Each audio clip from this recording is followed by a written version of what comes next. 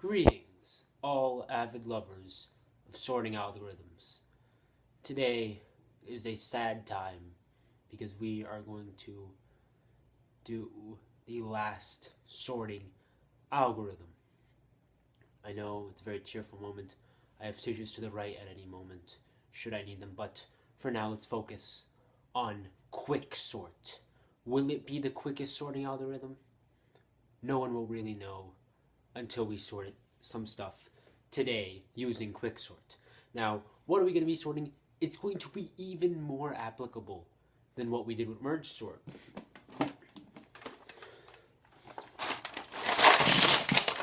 Well, everyone, unfortunately, in that last act of savagery, only 7 of our figures did not traumatically break.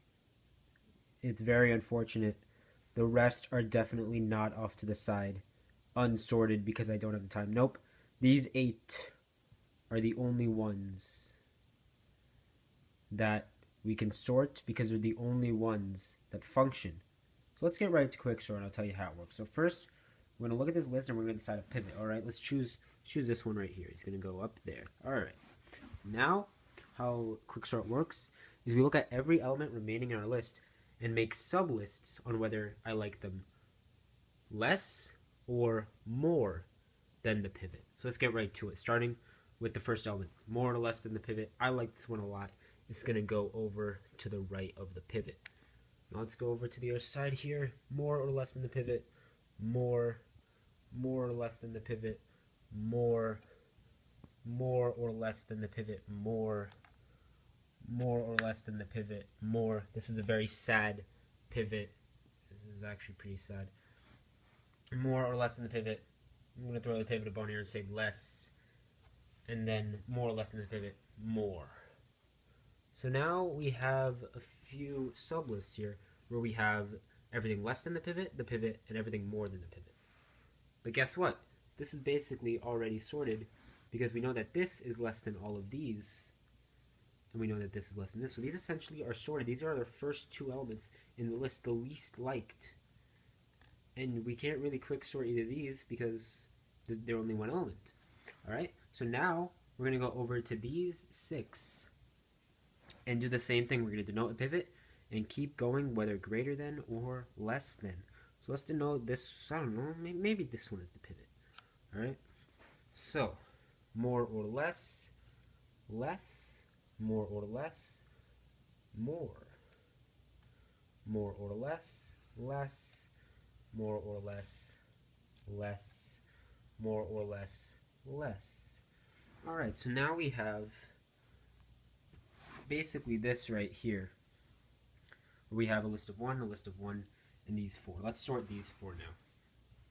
So let's denote, I don't know, maybe let's choose one on the edge. Let's choose this one as the pivot. What happens now? More or less than the pivot, less. More or less than the pivot, less. More or less than the pivot, more.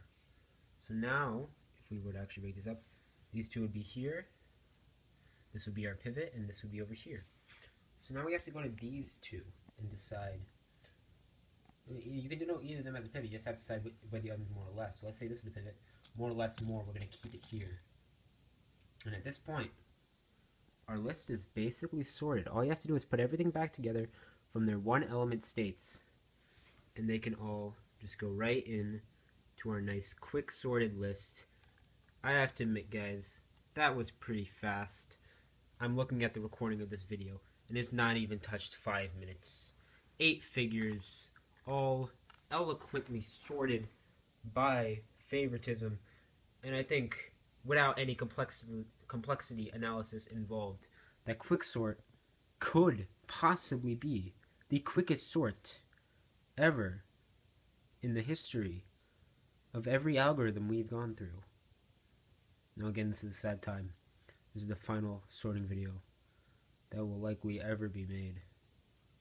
I'm already getting the tissues, guys. But this was it, and this is where I bid you guys a great day and a great life.